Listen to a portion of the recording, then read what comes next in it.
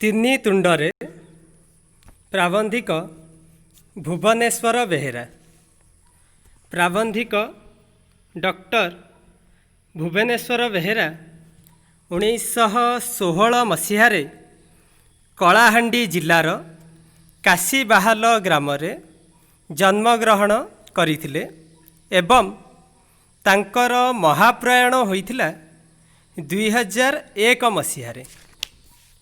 ଭୁବନେଶ୍ୱର ବେହେରା ଓଡ଼ିଆ ସାରସ୍ୱତ ଜଗତରେ ଜଣେ ପରିଚିତ ସ୍ରଷ୍ଟା। ବୃତ୍ତିରେ ଇଞ୍ଜିନିୟର ହେଲେ ମଧ୍ୟ ସାହିତ୍ୟ ରଚନା ଥିଲା ତାଙ୍କର ପ୍ରବୃତ୍ତି।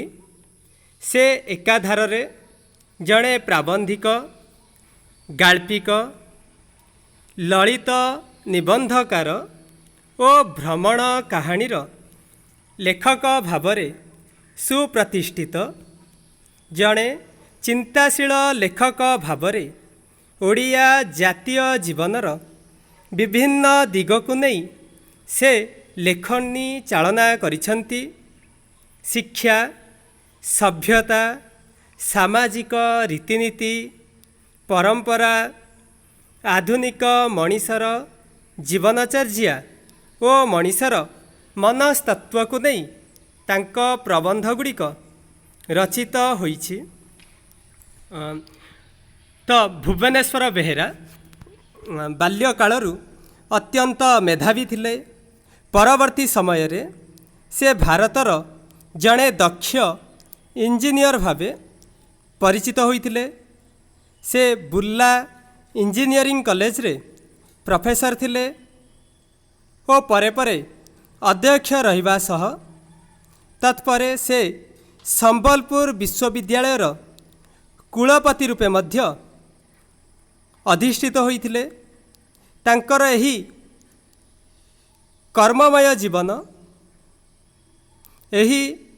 କର୍ମମୟ ଜୀବନରେ ସେ ଇଞ୍ଜିନିୟର ଭାବେ ଅର୍ଥ ରୋଜଗାର କରିବା ଅପେକ୍ଷା ସଦାସର୍ବଦା ନିଜେ ଅଧ୍ୟୟନ ଓ ଅଧ୍ୟାପନାରେ ମନୋନିବେଶ କରୁଥିଲେ ଏବଂ ସେହି ଅଧ୍ୟାପନାରୁ ଲବ୍ଧ ଜ୍ଞାନକୁ ଛାତ୍ରମାନଙ୍କ ଉଦ୍ଦେଶ୍ୟରେ ଉପଯୋଗ କରୁଥିଲେ। କେବଳ ସେତିକି ନୁହେଁ, ସାହିତ୍ୟ ପ୍ରତି ତାଙ୍କର ଗଭୀର ଆକର୍ଷଣ ଥିଲା। ସେ ଯେତେବେଳେ ସମ୍ବଲପୁର ବିଶ୍ୱବିଦ୍ୟାଳୟର କୁଳପତି ଭାବେ କାର୍ଯ୍ୟ କରୁଥିଲେ, ସେହି ସମୟରେ ବିଶ୍ୱବିଦ୍ୟାଳୟ ତରଫରୁ ସପ୍ତର୍ଷି ନାମକ ଏକ ଉଚ୍ଚମାନର ପତ୍ରିକା ପ୍ରକାଶିତ କରିଥିଲେ।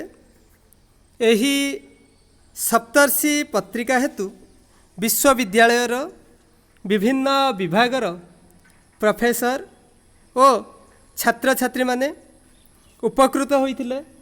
ସେମାନେ ନୂତନ ଭାବେ ସାହିତ୍ୟ ରଚନା କରିବାର ସୁଯୋଗ ପାଇପାରୁଥିଲେ। ଭୁବନେଶ୍ୱର ବେହେରା ଇଞ୍ଜିନିୟର ଭାବେ ବାହ୍ୟ ଜଗତକୁ ଦେଖୁଥିଲେ ମଧ୍ୟ ସେ ସାହିତ୍ୟିକ ଭାବେ ମଣିଷ ମନର ଅତଳ ଗହ୍ୱରକୁ ସେ ସ୍ପର୍ଶ କରିପାରୁଥିଲେ। ତାଙ୍କର ପ୍ରତ୍ୟେକ ରଚନାରେ ବିପଥଗାମୀ ମନୁଷ୍ୟ ପାଇଁ ସେ ଚେତାବନୀ ପ୍ରଦାନ କରି ଲେଖିଛନ୍ତି। ଏହି ବିପଥଗାମୀ ମନୁଷ୍ୟମାନଙ୍କୁ ସଜାଗ କରିବା ପାଇଁ, ଚେତେଇ ଦେବା ପାଇଁ ସେ ଲେଖିଛନ୍ତି। ପାଶ୍ଚାତ୍ୟ ଯୁବଜଗତ ସାଙ୍ଗରେ ତାଳ ମିଳାଇ ଭାରତୀୟ ଯୁବ ସମାଜ ଆଜି ପୁରୁଣା ରୀତିନୀତି, ରଙ୍ଗ ଢଙ୍ଗ, ଚାଲିଚଳନ ବିରୁଦ୍ଧରେ ଆହ୍ୱାନ ଦେଇଛି। ବିପ୍ଳବ କଦାପି ପୁରାତନ ହୋଇପାରେ ନା। ଯେଉଁଭଳି ଭାବେ ସୂର୍ଯ୍ୟ କେତେବେଳେ ବୁଢ଼ା ହୁଏନି କି ମା ପୃଥିବୀ କେବେ ବୁଢ଼ୀ ହୁଏନି। ଭାରତୀୟ ଜୀବନ ଦର୍ଶନ ସତ୍ୟ ଉପରେ ପ୍ରତିଷ୍ଠିତ। ତେଣୁ ସେହି ଜୀବନ ଦର୍ଶନ ପୁରୁଣା ହେବ କିପରି? एकथा किंतु सत जे जुग जुगर अंधविश्वास और कुसंस्कार भितरे ए जीवन दर्शन हजिजिबा उपरे एई जीवन दर्शन हजिजिबा उपरे बसिलाणी अलिया गदा भितरे हजिला रत्न मुदिटिए परी कर्तव्य बोधरे अलिया सफा करू करू आम युव समाज जेपरी सेही आवर्जना सांगरे रत्न मुदी को मध्य फिंगी न दियंती एही भली भावरे एक उन्नत चिंताधारा मानविक संपन्न व्यक्ति थिले श्री भुवनेश्वर बेहेरा।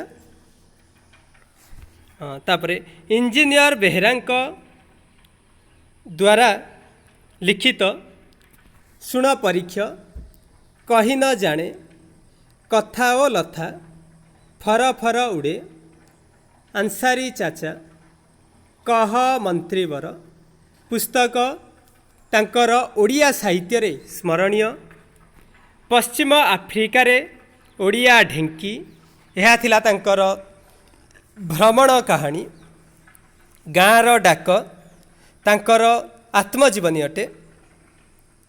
शुण परीक्षा पाई से ओडिशा साहित्य एकाडेमी पुरस्कार और गाँर डाक पाई सारला पुरस्कार प्राप्त होइथिले। तांक रचना गुड़िक अनुभूतिपूर्ण थिला।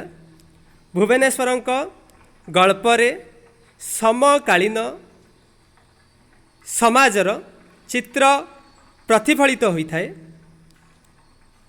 तांक गल्प गुड़िक मध्य आमे समकालीन समाजर चित्र को प्रतिफलित हेबार देखा पाऊ। सेहीपरि प्रबंधरे व्यक्तिर जीवनबोध उद्भासित। तांक प्रबंध गुड़िक सहज सरल और सत्यनिष्ठ। इंजीनियर बेहेरांक रचना शैलीर स्वतंत्रता पाठक मानंकु आकृष्ट करे।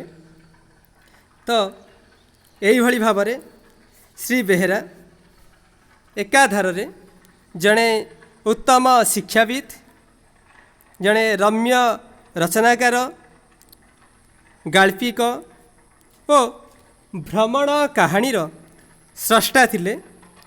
तांक रचना समूह रे कल्पना प्रवणता अपेक्षा वास्तव चित्र अधिक थिबारु ताहा पाठक मानंक पई सुखपाठ्य होई परिछि।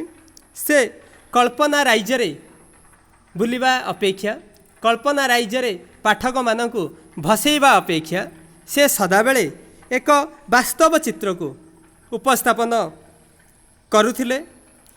आमे एई तीन तुंडरे पढ़िबा। तीन तुंडरे एई प्रबंधटी संपर्क रे प्रथमे किछि जानिबा। शासन पद्धति गुड़िक मध्यरु गणतंत्र शासन ही सर्वोत्कृष्ट। कारण गणक द्वारा गणक पाई गणकर शासन गणतंत्र। गण प्रतिनिधि शासन रे गणतांत्रिक चेतनार प्रतिफलन देखा जाए।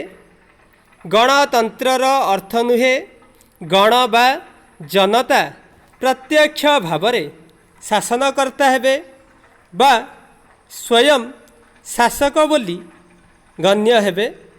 यह असंभव कथा। तेणु गणतंत्र व्यवस्था जनसाधारण प्रत्यक्ष भावरे अंशग्रहण न करी परोक्ष भावरे शासन प्रक्रिया रे भाग नहीं थांती। फलरे गणक द्वारा निर्वाचित प्रतिनिधि शासन क्षमता और शासन भार ग्रहण करिथांती। लोक प्रतिनिधि मनोनयन हेउची गणतंत्रर मूल कथा। तेणु व्यक्तिर क्रियाकलाप और कार्य दक्षता को विचार को नहीं उपयुक्त प्रतिनिधि निर्वाचन तो व्यक्तिर क्रियाकलाप और कार्य दक्षता को आम विचार को नहीं उपयुक्त प्रतिनिधि निर्वाचन करने जनतार दायित्व। जो राज्यर जनसाधारण निज अधिकार और कर्तव्य संबंध रे अज्ञ से देश रे ପ୍ରୋପାଗାଣ୍ଡା ବିଶେଷ ଭାବରେ କାର୍ଯ୍ୟ କରେ। ଫଳତଃ ଅଯୋଗ୍ୟ ବ୍ୟକ୍ତିମାନେ ଶାସନ ବ୍ୟବସ୍ଥାକୁ ନିୟନ୍ତ୍ରଣ କରିଥାନ୍ତି। ଭଲମନ୍ଦ ଚିହ୍ନିବାର ଶକ୍ତି ଯେଉଁଠାରେ ନାହିଁ ସେଠାରେ ପ୍ରୋପାଗାଣ୍ଡାର ହିଁ ଜୟ ହୁଏ। ପ୍ରୋପାଗାଣ୍ଡା ସତ୍ୟକୁ ମିଥ୍ୟାରେ ପରିଣତ କରେ। ତାହା ପଠିତ ଗଦ୍ୟାଂଶରେ ଲେଖକ ଉପସ୍ଥାପନ କରିଛନ୍ତି। ଉକ୍ତ ପ୍ରବନ୍ଧଟି ଗଦ୍ୟାଂଶଟି ଶୁଣ ପରୀକ୍ଷ ପୁସ୍ତକରୁ ସଂଗୃହୀତ କରାଯାଇଛି। ତ ଆମେ ଗଣତନ୍ତ୍ରର ସଫଳତା ଏବଂ ଲୋକମାନଙ୍କୁ ଏହି ଗଣତନ୍ତ୍ର ଶାସନରେ ଉଚିତ ନ୍ୟାୟ ପ୍ରଦାନ କରିବା ଓ ଲୋକମାନେ ବା ଜନସାଧାରଣ ଏହି ଗଣତନ୍ତ୍ର ଶାସନରେ କେତେ ଦୂର ବର୍ତ୍ତମାନ ସମୟୋପଯୋଗୀ ହୋଇପାରିଛନ୍ତି ଏବଂ କିଭଳି ଭାବରେ ଜନପ୍ରତିନିଧିମାନେ ପ୍ରୋପାଗାଣ୍ଡା କରି ବା ମିଥ୍ୟା ପ୍ରଲୋଭନ ଦେଖାଇ ମିଛ କଥାକୁ ବାରମ୍ବାର କହି ସତରେ ରୂପାନ୍ତରିତ କରିଦେଉଛନ୍ତି। ଏହି ହେତୁ ଆମ ଗଣତନ୍ତ୍ର ଶାସନ ସବୁଠାରୁ ଶ୍ରେଷ୍ଠ ଶାସନ ହୋଇଥିଲେ ମଧ୍ୟ ସଫଳତା ଲାଭ କରିପାରୁନାହିଁ। ମନେ ପଡ଼େ ଆମେ ତପସ୍ୱିନୀର ପତ୍ର ପଢ଼ିଥିଲେ। ସ୍ୱଭାବ କବି ଗଙ୍ଗାଧର ମେହେରଙ୍କ ତପସ୍ୱିନୀ କାବ୍ୟର ତୃତୀୟ ସର୍ଗରେ କବି ମେହେର ରଚନା କରିଛନ୍ତି, ଲେଖିଛନ୍ତି, ମିଥ୍ୟା କଥା ଯେବେ ପ୍ରଜାଏ କହିବେ ମେଳି ହୋଇ ସତ ସତ, ମିଥ୍ୟା ଜାଣି ଜାଣି ତାକୁ ମାନି ମାନି ବୋଲାଯାଏ ସତ ସତ। ଯେତେବେଳେ ପ୍ରଜାମାନେ ମିଥ୍ୟା କଥାକୁ ବାରମ୍ବାର ମେଳି ହୋଇ ଏକାଠି ହୋଇ ବାରମ୍ବାର ଗୋଟିଏ ମିଥ୍ୟା କଥାକୁ ଯେତେବେଳେ କୁହନ୍ତି, ବାରମ୍ବାର ସେଇ ମିଛ କଥାଟି ଆମେ ବାରମ୍ବାର ଶୁଣି ଶୁଣି ତାକୁ ଯଦିଓ ଆମେ ଜାଣୁ ଏଇ କଥାଟି ଏଇ ଉକ୍ତିଟି ସମ୍ପୂର୍ଣ୍ଣ ରୂପେ ମିଥ୍ୟା ଅଟେ, ତଥାପି ଆମେ ତାକୁ ପ୍ରୋପାଗାଣ୍ଡାର ହେତୁ ମିଥ୍ୟା ପ୍ରଚାର ହେତୁ ଆମେ ତାକୁ ସତ ବୋଲି ମାନି ନେଇଥାଉ। ଆମେ ପଢ଼ିଥିଲେ ପୂର୍ବରୁ ତପସ୍ୱିନୀର ପତ୍ରରେ କିଭଳି ସତୀ ସୀତାଙ୍କୁ ମଧ୍ୟ ଏହିଭଳି ପ୍ରଜାମାନଙ୍କ ମିଥ୍ୟା ଅପବାଦ ହେତୁ ଅରଣ୍ୟକୁ ଯିବାକୁ ପଡ଼ିଥିଲା।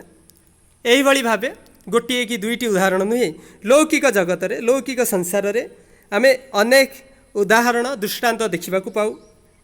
ତେଣୁ ଏହା କେବଳ ଶିକ୍ଷାର ଅଭାବ ହେତୁ ହୋଇଥାଏ, ଯେଉଁଠି ଭଲମନ୍ଦ ବିଚାର କରିବାର ଶକ୍ତି ନଥାଏ ସେଠାରେ ଏହି ପ୍ରୋପାଗାଣ୍ଡାର ହିଁ ଜୟ ହୋଇଥାଏ।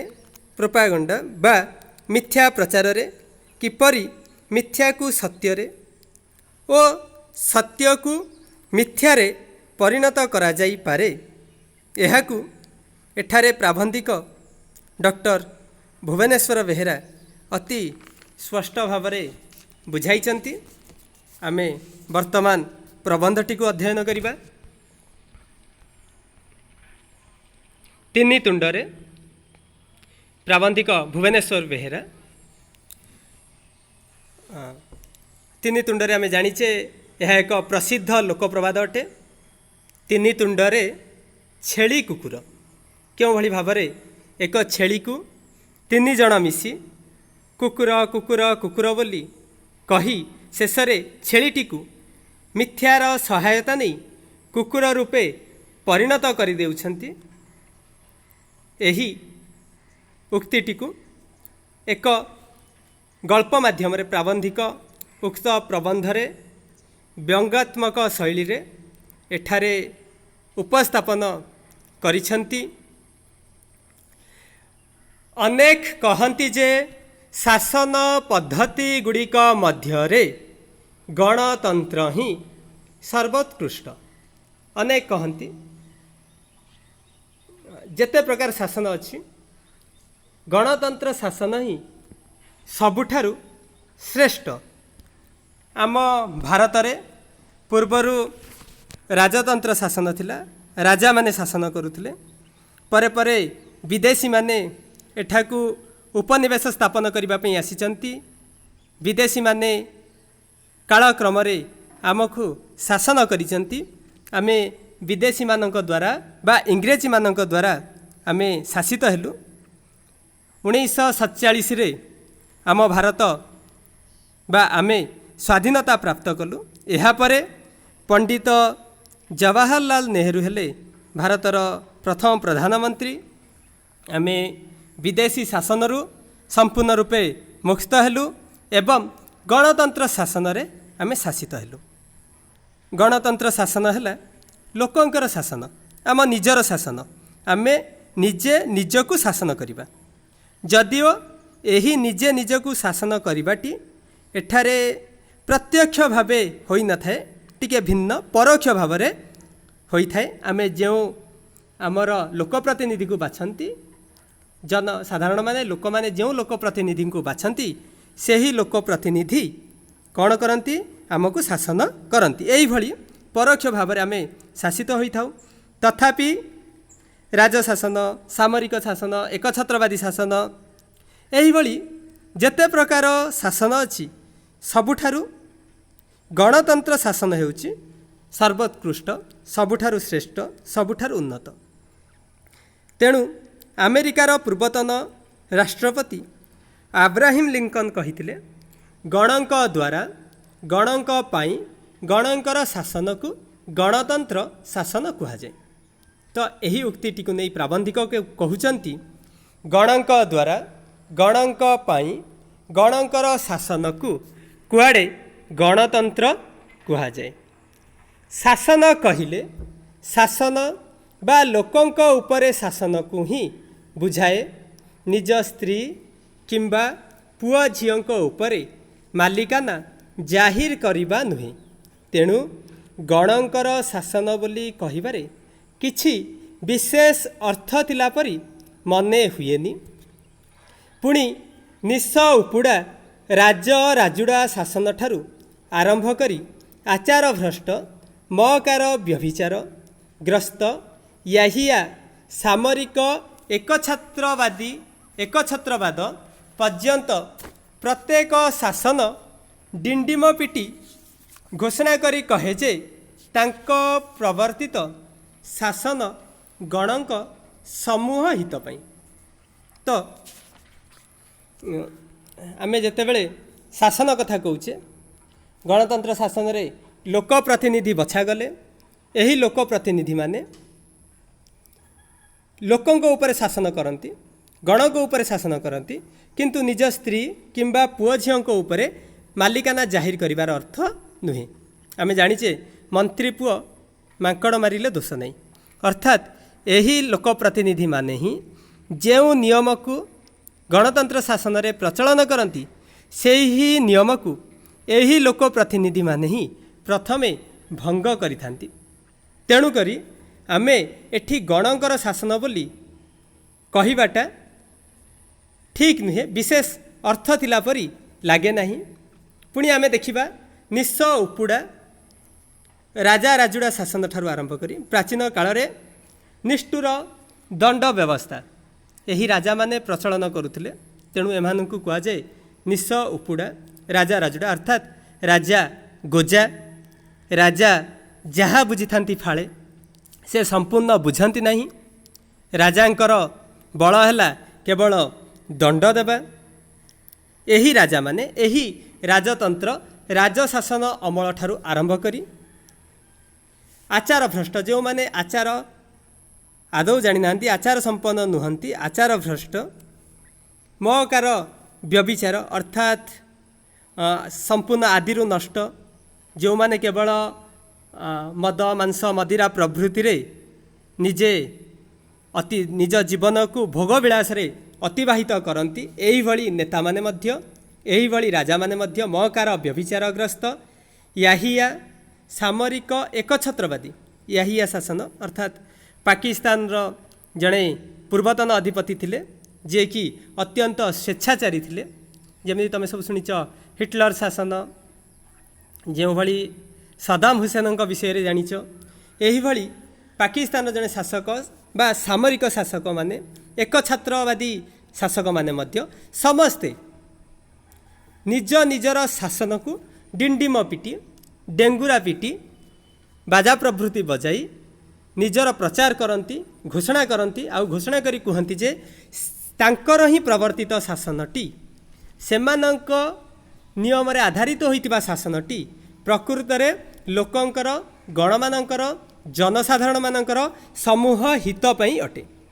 तेणु केवल गणतंत्र शासन जे गणक पई बा गणक हित पई से कथा कहिबारे मध्य विशेष तात्पर्य नहीं। तेणु केवल गणतंत्र शासन जे गणक पई बा गणक हित पई से कथा कहिबारे मध्य विशेष तात्पर्य नहीं। जेतेबेले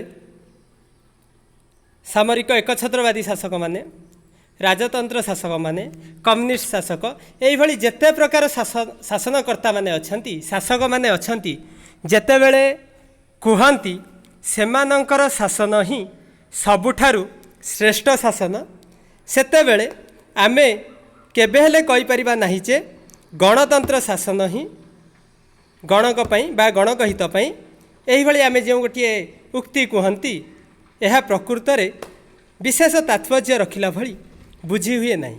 तेबे यही समस्त शासन भितरे गणतंत्र शासनटी रे पार्थक्य कौन यही समस्त शासन ठारू गणतंत्र शासन अलगा कौन ताकू काहींकी सर्वोत्कृष्ट कहुब एथिपाई कहउचंती अतएव गणक द्वारा शासन ही गणतंत्रर प्रकृत ओ प्रधान विशेषत्व बोली कहुई पारे।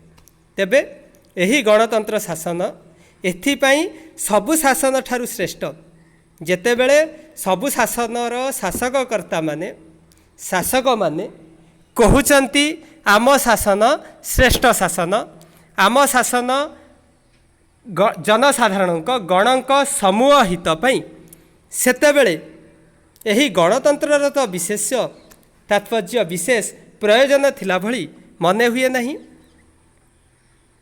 तेणुकरी गणतंत्र शासन यह एक व्यंग्यात्मक दृष्टि रे प्राबंधिक रचना करिसेंती जदिओ गणतंत्र शासन श्रेष्ठ शासन किंतु ताकू ठीक भावरे निभेइबा गणतंत्र शासन को ठीक रूप से व्यवस्थापित करवा ठीक रूप से जनप्रतिनिधि चयन करवा तेबे जाई गणतंत्र शासन श्रेष्ठ शासन हो पारिबो नचेत यह केबे हेले श्रेष्ठ शासन हो पारिबो नाही।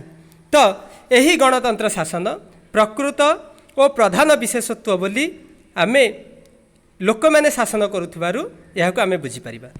एथिरु बुझिबाकु मिले जे गणतंत्र शासनर लोके निजे निजकु शासन करती लोके माने यही गणतंत्र शासन रे निजे निजकु शासन करती अन्य अर्थरे एथिरे यह राजशासन भली नुह राजा माने शासन करंतिनी लोके माने जहाकु जनप्रतिनिधि रूपे बाछि थांती सेई माने ही परोक्ष भाव रे लोक मानकु शासन करंती। अतः यही गणतंत्र शासन रे लोके माने निजे निजकु शासन करंती। अन्य अर्थरे एथिरे शासक और शासित जो माने शासन करंती शासक माने आउ जो माने शासित हुअंती जनसाधारण माने एठी एक उभय अभिन्न उभयक भितर भिन्नता नहीं उभय समान। सेथिपाई ए शासन रे प्रभु किंबा दास किए राजा नुहंती किए प्रजा नुहंती एठी समस्ते समान प्रभु नहांती किंबा किए तांकर सेवा करिबा पई दास मध्य नुहंती शोषक किंबा शोषित जेमिति आमे इंग्रेजी माने विदेशी माने आमको शोषण करुथिले आमे शोषित हेउथिले एही भली एही गणतंत्र शासन रे शोषक किंबा शोषितर कल्पना ही करा जाई न पारे। तेणु सामाजिक न्याय समाज रे समस्तଙ୍କୁ समान न्याय मिलिबा समाज रे अर्थनैतिक समता अर्थनैतिक दृष्टि समस्ते समान व्यक्तिगत अधिकार प्रत्येक व्यक्ति को किछिटा मौलिक अधिकार एवं समस्त को समान भाव में व्यक्तिगत अधिकार आउ व्यक्तिगत स्वाधीनता समस्तंकर समान स्वाधीनता लाभ संगे संगे यही गणतंत्र शासन रे व्यक्ति मानकर सामाजिक न्याय मिलिबो, अर्थनैतिक समानता मिलिबो, व्यक्तिगत अधिकार और व्यक्तिगत स्वाधीनता लाभ प्रति यथेष्ट दृष्टि दियाजिबो। तत्संगे संगे समष्टिगत प्रगति ए शासनर स्वाभाविक परिणत बोली जुक्ति करा जाए। किंतु गणतंत्र शासन यह जुक्ति करे, किंतु प्रकृत पक्षे गणतंत्र शासन कौन होता है? आम देश रे एठी किए राजा नहांती, किए प्रजा नाहांती, अर्थात राजा प्रजा अर्थात किए मालिक नुहंती, किए भृत्य बा तांकर सेवक बा चाकर नुहंती। एठी समस्ते समान, अर्थनैतिक दृष्टि समस्ते समान, सामाजिक न्याय मिलवा बेले वर्ण लिंग जाति वर्ण समस्त दृष्टि समस्त को समान अधिकार दिज्व। यह सबू केवल गणतंत्र रे वर्णना करा जाइछि, प्रकृत रे कार्यकारी होई पारुछि ना नहीं, प्रकृत रे कौन कार्यकारी होछि से विषय वर्णना करुछन्ति प्राबंधिक। आम देशर जनसाधारणक अभिज्ञतारू किंतु मने हुए जे एपरी पर्यालोचना केवल तात्विक और पोथीगत। आमे जो संबंध रे गणतंत्रर श्रेष्ठता विषय आलोचना कले यह केवल तात्विक अटे, नियम अनुजाई वर्णना करा जाइछि बा पोथीगत पुस्तक रे पोथी रे लेखा जाई रखा जाइछि, प्रकृत रे कार्यकारी होई पारु नाही। एही भारत रे छुआ अछुआर पीठस्थली भारत रे सामाजिक न्याय लंकारे हरिशब्द परी सामाजिक न्याय जदि आमे खोजिबा एठी वर्ण वैषम्य अछि, एठी जातिगत विभिन्नता अछि, ब्राह्मण क्षत्रिय वैश्य शूद्र एही भली एही छुआ अछुआर पीठस्थली भारत।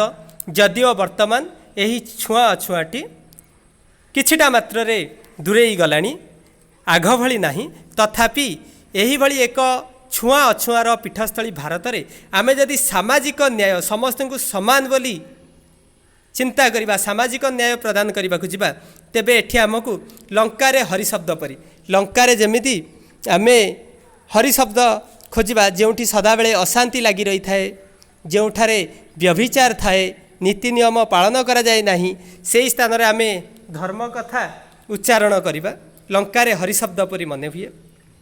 आउ एही भारत रे एक पार्श्वरे पुंजीपतिर विशाल प्रासाद, विराट बड़ बड़ घर, कोटिपति पुंजीपति, आउ अन्य पटरे भिखारीर पत्र कुड़ियाटीए बा रास्ता कड़े एक वृक्षमूल शोई थाए, वृक्षमूल एणे तेणे बुलू थाए। यही भली भिकारी आउ वित्तशाली पुंजीपति मानक मध्यरे आमे जदि अर्थनैतिक समतार आशा करिबा, केवल कल्पनार विलास आमे केवल कल्पनार करि परिबा, कल्पनार विलास देखिबा। प्रत्येक भिकारी धनहीन समाज रे आउ पुंजीपति विभवशाली धनी मानकर भितरे जदि आमे समस्त को समान बोली देखिबा, यह केवल कल्पनार विलास आमे मनरे ही चिंता करि परिबा, किंतु सतरे परिणत करि परिबा नाही। आउ कुसंस्कार पूर्ण साधारण शिक्षा विहीन समाज रे व्यक्तिगत अधिकार चिलिका माछ परी स्वप्निल और दुष्प्राप्य। साधारण शिक्षा जोठारे लोक मानक पाखरे नाही, आज मध्य विभिन्न अंधविश्वास कुसंस्कारपूर्ण यही समाजर व्यक्ति मानक मध्यरे आमे व्यक्तिगत अधिकार चाहिबा, यह मध्य चिलिकारे जो भली माछ मिले नहीं, चिलिका माछ परी स्वप्निल अटे, केवल स्वप्न देखिबा कथा। आउ दुष्प्राप्य जहाकू सहजरे प्राप्त करी हब केबे हेले नाही। आउ समष्टिगत प्रगति आकाश कइया परी कपोल कल्पित। जेतेबेले आमे निजर निजे उन्नति करि पारु नाहंती, जेतेबेले प्रत्येक जनसाधारण प्रत्येक व्यक्ति निजर अधिकार विषय रे निजर कर्तव्य विषय रे सचेतन नाहंती, सेतेबेले आमे समूहक उन्नति चिंता करिबा, समष्टिगत प्रगति कथा चिंता करिबा, केवल आकाश कइया परी ही कपोल कल्पित अटे। मनरे तेणु प्रश्न उठे जे गणतंत्र को जहा बोली घोषणा करा जाए सतरे कौन गणतंत्र ताहा नुहे कि एपरी संदेह किंतु अन्यायपूर्ण बोली मन हुए। प्राबंधिक तांकर व्यंग दृष्टि कटाक्ष दृष्टि उपस्थापन करुछंती आमे निजर भूल को न देखी चाली न जानी बाटर दोष निजर भूल को न देखी निजर भूल को न जानी आमे यदि गणतंत्र को संदेह दृष्टि देखिबा गणतंत्र शासन ठीक नहीं बोली जदि कहबा आमे निजे चली पारुने किंतु बाटर दोष देबा ठीक से यही भली यदि संदेह दृष्टि आमे गणतंत्र को देखिबा ताहाले यह एक अन्यायपूर्ण बोली मने हेब। गणतंत्र उन्नति विषय में गणतंत्र श्रेष्ठता विषय टी कहते गणक द्वारा शासनर अर्थ नुहे जे जनतार समस्ते व्यक्तिगत भाव सीधा सड़क शासनकर्ता हेबे और निजे निजको शासन करी बसिबे। आमे गणतंत्र शासन अर्थात आमे भारतर 130 कोटी जनसाधारण प्रत्येक जन जने शासनकर्ता हो जावा आमे प्रत्येक जन जने निजको निजे शासित करिबा समस्ते व्यक्तिगत भाव सीधा सड़क भाव आमे निजे निजको शासन करिबा यह तो केबेले संभव होई परिबा नाही बा निजे निजको शासन करी बसी पारिबे नाही कारण एपरी व्यवस्था कार्यकारी करिबा आदौ असंभव अटे। तेणु गणतंत्र रे जनता द्वारा जनतार शासन प्रत्यक्ष भाव न होई परोक्ष हेबा ही स्वाभाविक। 130 कोटी जनसाधारण किछि जनप्रतिनिधि मानक बाछिबे आउ जनप्रतिनिधि माने तांकर मतरे तांकर नियम अनुजाई तांकर अनुसारे लोक मानक परोक्ष भाव में शासन करेंगे एटा ही गणतंत्र शासन हेबा स्वाभाविक। सीधा सड़क भाव में शासनकर्ता हुंती यही जनतार प्रतिनिधि जहाँकु सेमाने निजे बाछंती जहाँक जनसाधारण माने जहाँक हाथ में शासन क्षमता और शासनर भार जाणीशुणी निजे समर्पी दियंती तो लोक प्रतिनिधि मनोनयन तेणु गणतंत्रर मेरुदंड। तेबे एही गणतंत्र शासन सेतेबेले सर्वोत्कृष्ट होई परिबो सेतेबेले सफल होई परिबो जेतेबेले एही गणतंत्र शासन रे भोट दानर जो प्रचलन बा निजर जनप्रतिनिधि मानकु निजे चयन करती लोक प्रतिनिधि मानकु मनोनयन करती यही लोक प्रतिनिधि मानकु जदि मनोनयन करिवाटा ठीक भाव में करिपारिले तेबे जाई गणतंत्रर सफल रूपायन होई परिबो। तेणु करी कहिसंती लोक प्रतिनिधि मनोनयन हेउची गणतंत्रर मेरुदंड। ଯେଉଁ देशर लोके शासन संबंधी ज्ञान रे सुशिक्षित निज शासन विषय रे सुशिक्षित अटंती निज नागरिकर अधिकार तथा प्रतिनिधि बाछिबार गुरुत्व संबंध रे सचेतन से देश मानकरे भोट दाता माने लोक प्रतिनिधि हेबा पई तो उपयुक्त। गणतंत्र शासन रे जेउठी लोके माने शासन संबंध रे सुशिक्षित अछंती निजर नागरिकर अधिकार केवल मिथ्या प्रतिश्रुति नुहे निजर नागरिकतार सठिक अधिकार विषय रे जानिछंती प्रतिनिधि बाछिबार गुरुत्व संबंध रे सचेतन अछंती सेही देश मानकरे भोटदाता माने लोक प्रतिनिधि हेबा पई ही प्रकृत उपयुक्त अटे। प्रत्येक व्यक्ति विशेषज्ञ दोषगुण क्रियाकलाप चिंताधारा और मानसिक दृष्टिकोण साधुता सचोटपणिया तथा कार्य दक्षता संबंध रे व्यक्तिगत भाव में ज्ञान संग्रह करी उपयुक्त व्यक्ति को ही प्रतिनिधि रूप में बाछि नियंती। जोटी लोक प्रतिनिधि मानकर बाछिबाकू जोठारे सुशिक्षित निज नागरिकर अधिकार विषय रे निजर नागरिकर अधिकार विषय रे लोक माने जानिछंती सेठारे व्यक्ति माने प्रकृत रे क्यों व्यक्तिटी आम पई कार्य करि परिबो तार प्रकृत भल गुण कौन अच्छी तार कार्य करिवार शैली किपरि, तार चिंताधारा केउं भली अटे, तार प्रकृत मानसिक दृष्टिकोण केउं भली अटे, से साधु बा असाधु, तार सच्चटपणिया केउं भली, एही भली समस्त विषय रे आलोचना करी पुंखानुपुंख पर्यालोचना करी सठिक जनप्रतिनिधि को से माने बाछि नियंती। किंतु आम भली आउ जेउ देश रे जनता निज अधिकार तथा कर्तव्य ज्ञान संबंध रे संपूर्ण रूपे अज्ञ अटंती, से देश मानकरे गुण अपेक्षा प्रोपागांडा ही विशेष भाव में काम करे। आमर एठी लोक मानकर शिक्षार अभाव हेतु आम लोक माने जनसाधारण माने गुण दोष देखिबा अपेक्षा आम जनसाधारण माने केवल देखंती प्रचार को, मिथ्यार प्रहेलिका को, प्रोपागांडा को। प्रोपागांडा माने जहा प्रचार समूह केवल प्रचार ही करा जाए, लोक मानक मत को प्रभावित करबा पई केवल माइक लगाई प्रचार ही करा जाए, प्रकृत रे कार्यकारी करा जाए नहीं। एही भली प्रोपागांडा ही विशेष भाव में काम करे। एपरी आमे जानिचे केउं भली भावे प्रोपागांडा करंती।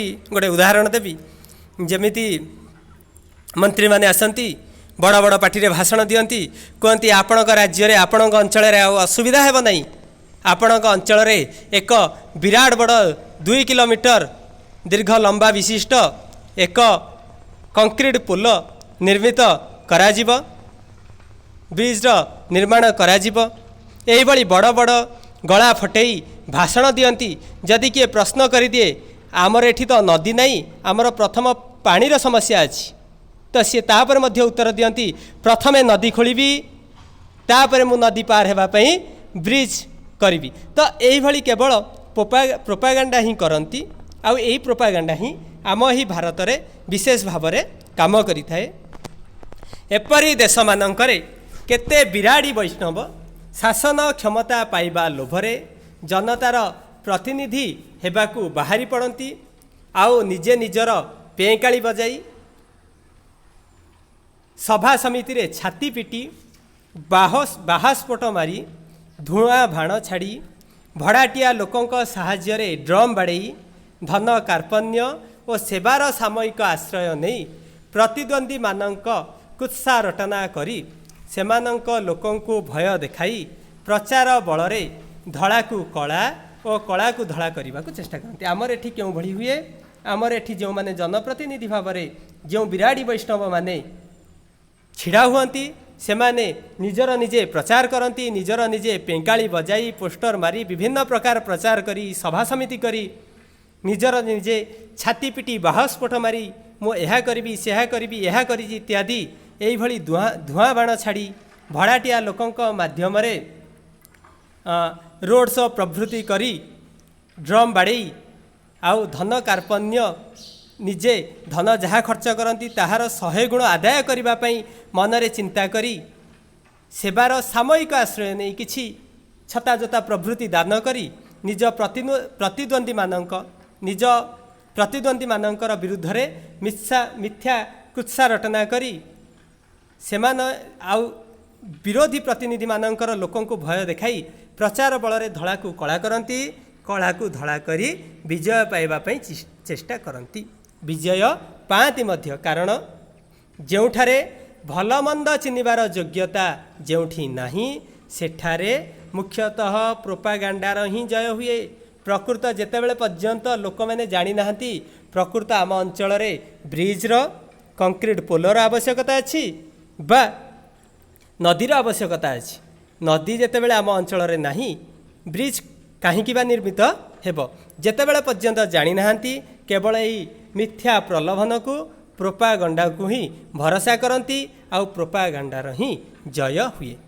प्रोपागांडा जे कौन करिपारे से संबंध रे आमर एक पुराणा और अति जनाशुना गल्पटीए तीन तुंडरे छेली कुकुर यही मजा गपटी यापर क्लास रे आमे प्राबंधिक लिखिछंती यापर क्लास रे आमे अध्ययन करिबा। धन्यवाद।